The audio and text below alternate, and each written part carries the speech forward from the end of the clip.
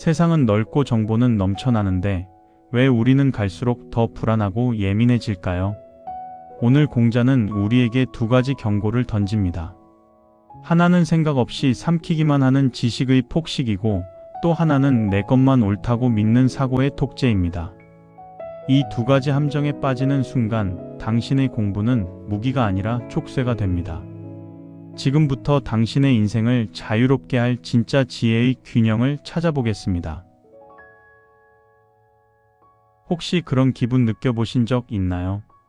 분명 어제도 유익한 경제 유튜브를 봤고 지난 주말엔 서점에서 베스트셀러 3권을 사서 읽었는데 정작 그래서 내 생각은 어때? 라고 물으면 머릿속이 하얘지는 경험 말이죠. 우리는 지금 지식의 과잉 시대가 아니라 지식의 채증 시대를 살고 있습니다. 남들이 좋다는 정보는 일단 내 주머니에 넣고 보지만 정작 그것이 내 삶의 문제를 해결해주는 영양분이 되지는 못합니다.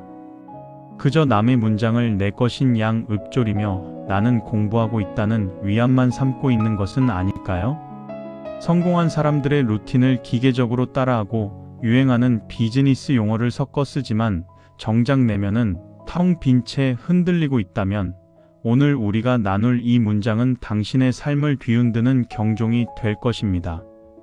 이제 남의 생각을 빌려 쓰는 삶을 멈추고 당신만의 단단한 철학을 세우는 시간을 시작해 보겠습니다. 오늘 함께 읽어볼 나를 깨우는 문장은 논어 위정편 제15장입니다. 자활. 공자께서 말씀하셨습니다. 하기불사증망.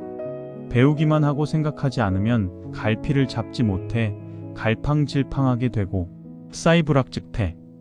생각만 하고 배우지 않으면 위태로워진다. 공자께서 말씀하신 하기불사증망의 망은 그물을 뜻합니다.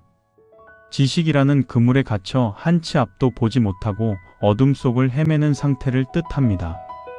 현대적으로 풀이하자면 이것은 지식의 폭식이 불러온 사고의 단식 상태입니다. 우리는 출퇴근길 지하철에서 잠들기 전 침대 위에서 쉼없이 정보를 삼킵니다. 하지만 그것을 내 삶의 맥락으로 가져와 왜? 라는 질문을 던지는 과정, 즉 사의 과정이 생략되어 있습니다. 생각이 빠진 배움은 우리를 똑똑한 바보로 만듭니다. 남의 이론은 빠삭하게 알지만 정작 내 가족과의 불화나 직장 내 인간관계의 실타래 앞에서는 무력해집니다. 이것은 일종의 영혼의 비만입니다.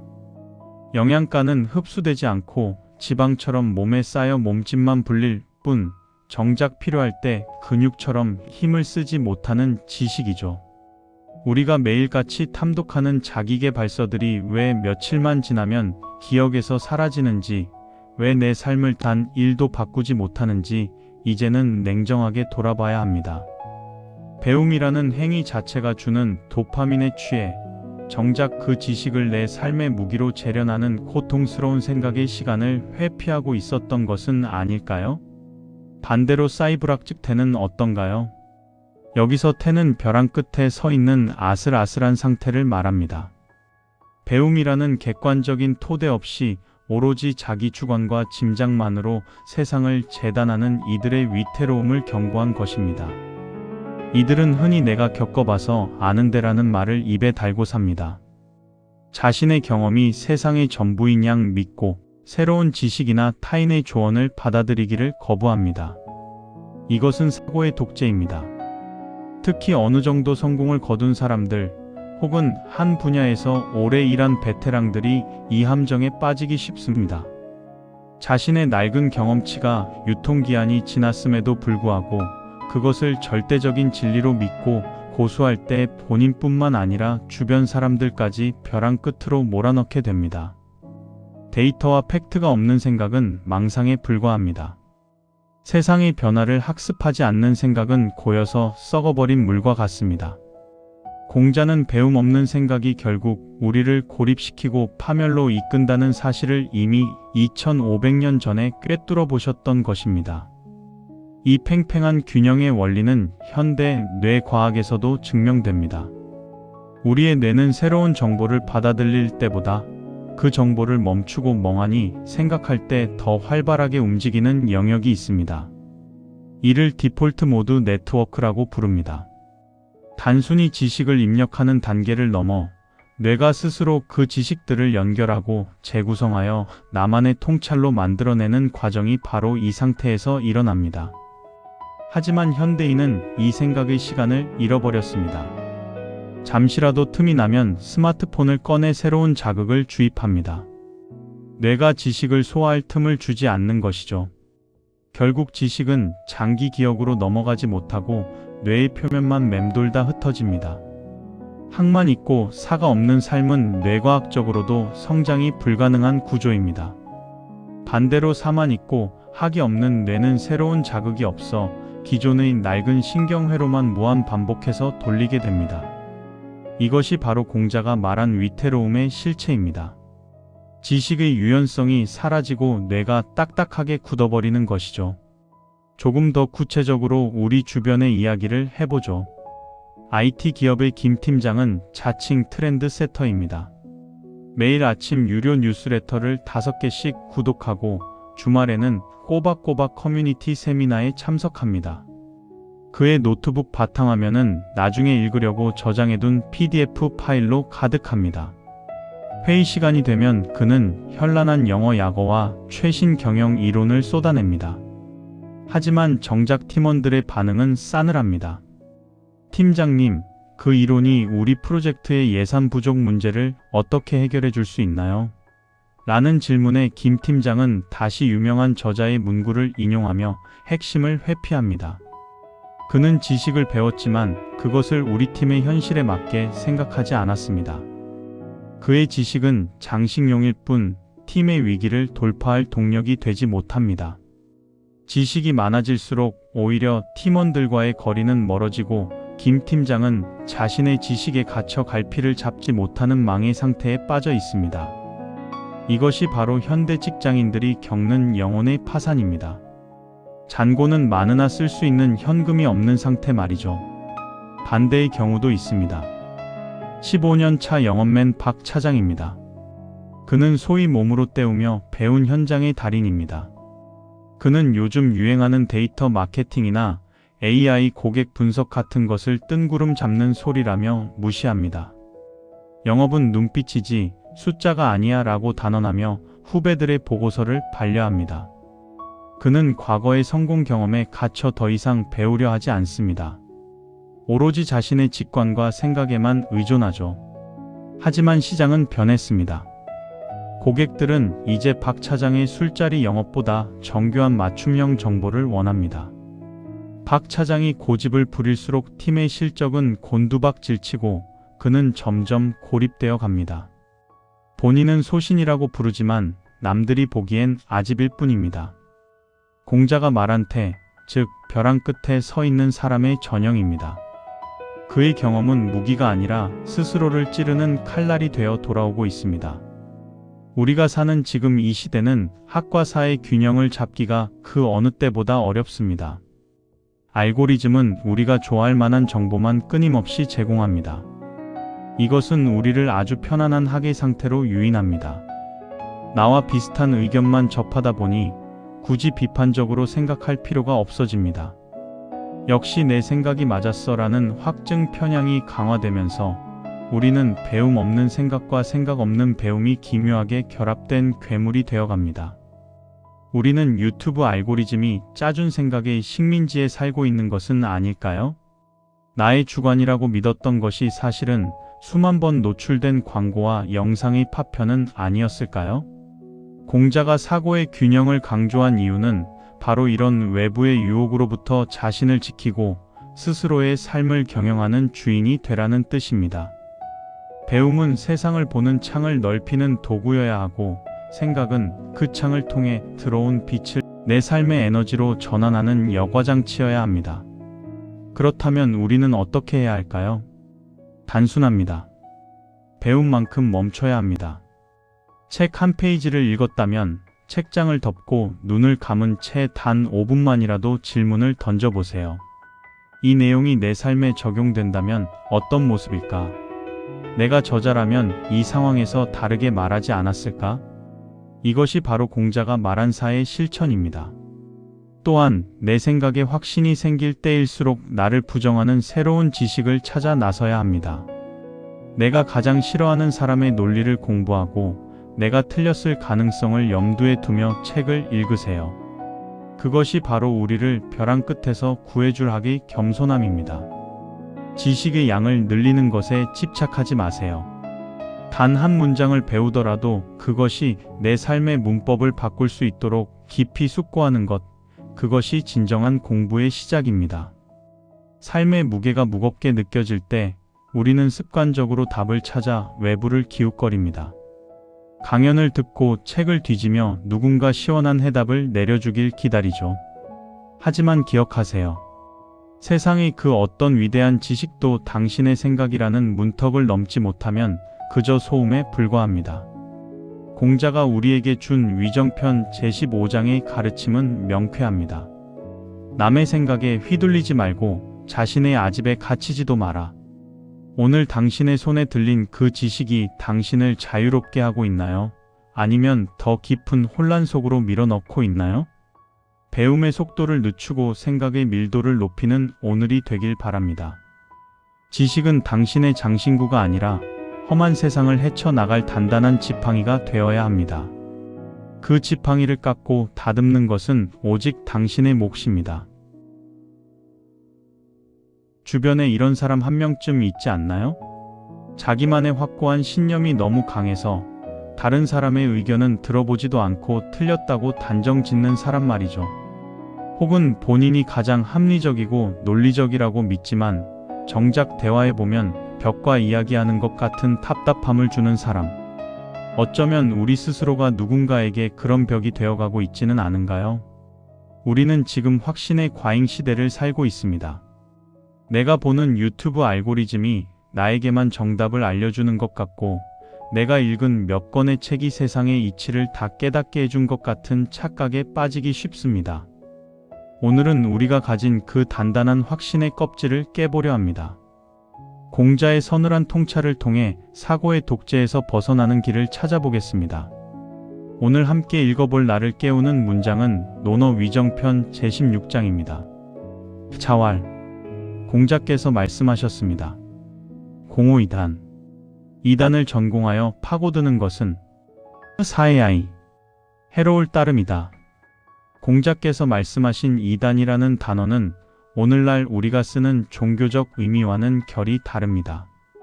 한자를 그대로 풀이하면 달을 이에 끝 단자를 씁니다.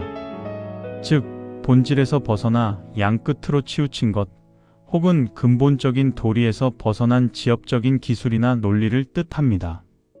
여기서 우리가 주목해야 할 단어는 바로 공입니다. 흔히 공격하다로 쓰이지만 학문적인 맥락에서는 전공하다, 집요하게 파고들다라는 의미를 가집니다. 즉, 본질이 아닌 격가지에 불과한 지식이나 편향된 가치관을 마치 세상이 전부인 양 집요하게 파고드는 행위가 얼마나 파괴적인지를 공자는 지적한 것입니다. 왜 이것이 해로울 따름일까요? 그것은 바로 균형 감각의 상실 때문입니다. 사람이 어떤 한 가지 편협한 논리에 매몰되면 세상을 다각도로 바라보는 시야를 잃어버립니다. 내가 믿는 작은 조각이 전체 그림인 줄 착각하게 되죠. 이것이 깊어지면 독단이 되고 독단은 필연적으로 폭력을 낳습니다. 타인의 생각을 존중할 여유가 사라지고 오직 자신의 논리를 증명하기 위해 에너지를 낭비하게 되기 때문입니다.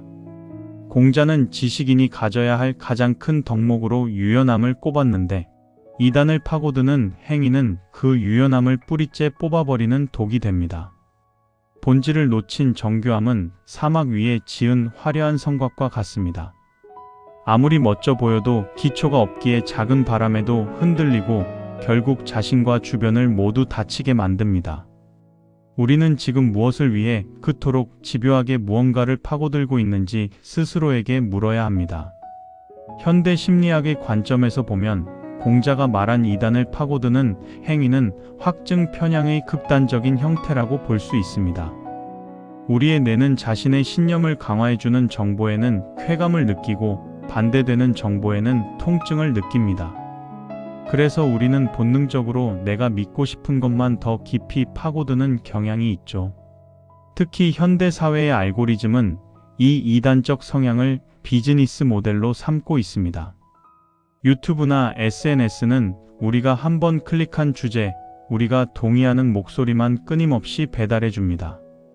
뇌과학적으로 보면 이는 도파민 회로를 자극하여 우리를 생각의 중독 상태로 만듭니다.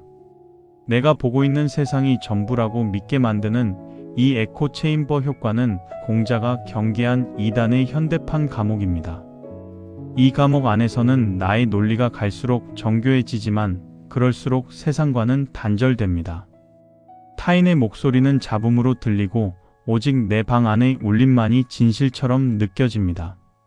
사회학적으로는 이를 정체성 정치나 집단 극화로 설명할 수 있습니다. 본질적인 가치인 공존이나 대화는 사라지고 오직 우리 편의 논리라는 지엽적인 이단에만 몰두하여 반대편을 공격하는데 에너지를 씁니다. 이런 사회에서 개인은 점점 더 편협해지고 공동체는 파편화됩니다. 공자가 말한 해로움은 단순히 개인의 지적 오만이 아닙니다. 한 사회의 근간을 흔드는 소통의 단절, 그리고 그로 인한 사고의 파산을 의미하는 것입니다. 우리는 지금 알고리즘이 짜준 좁은 길 위에서 이것이 진리라 믿으며 질주하고 있는 것은 아닐까요? 우리 주변의 사례를 통해 이 해로움의 실체를 들여다보겠습니다. 중견 기업의 기획팀을 이끄는 최 팀장은 자타공인 데이터 마스터라고 자부합니다. 그는 모든 의사결정의 근거를 오직 숫자에만 둡니다. 신규 프로젝트 회의 때마다 팀원들이 가져온 창의적인 아이디어나 시장의 미묘한 정성적 변화에 대한 보고는 거들떠보지도 않습니다. 데이터가 그렇게 말해? 소수점 셋째 자리까지 증명해봐. 그는 데이터 분석 툴의 세부적인 기능이나 복잡한 수식을 파고드는데 천재적인 능력을 발휘합니다. 하지만 정작 마케팅의 본질인 사람의 마음은 읽지 못합니다. 그가 파고드는 데이터 만능주의는 공자가 말한 전형적인 이단입니다. 숫자는 현상을 이해하는 도구일 뿐 본질이 아님에도 불구하고 최 팀장은 숫자를 우상으로 섬깁니다. 그 결과 팀원들은 이제 진심 어린 고민 대신 최 팀장의 입맛에 맞는 숫자 짜맞추기에만 급급합니다. 현장의 목소리는 차단되고 팀의 성과는 그래프상으로는 우상향하는 듯 보이지만 실제 고객의 반응은 싸늘해집니다. 최 팀장의 지독한 이단 탐구가 조직 전체를 해로움의 구렁텅이로 밀어넣고 있는 것입니다. 그는 가장 합리적인 사람처럼 보이지만 실상은 가장 편협한 사람입니다. 도구를 목적으로 착각할 때 생기는 비극입니다. 우리는 과연 무엇을 증명하기 위해 그토록 많은 데이터를 쌓고 있는 것일까요? 또 다른 사례인 15년 차 영업맨 박 차장의 이야기를 해보겠습니다. 그는 스스로를 현장의 전설이라 믿으며 과거의 성공 방식에 집착합니다. 요즘 후배들이 제안하는 새로운 시스템이나 변화된 고객 성향을 그는 무조건 무시합니다. 영업은 술자리와 끈기야. 내가 이 방식으로 회사를 먹여 살렸어. 박 차장은 자신의 성공 경험이라는 좁은 이단을 집요하게 파고듭니다. 하지만 시장의 본질은 이미 변했습니다.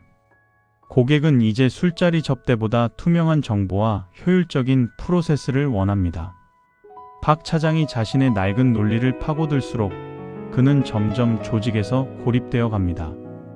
후배들은 그와 대화하기를 포기하고 팀의 시스템은 박 차장의 아집에 막혀 혁신의 기회를 놓칩니다. 본인은 소신이라고 부르지만 남들이 보기엔 그것은 사고의 독재일 뿐입니다.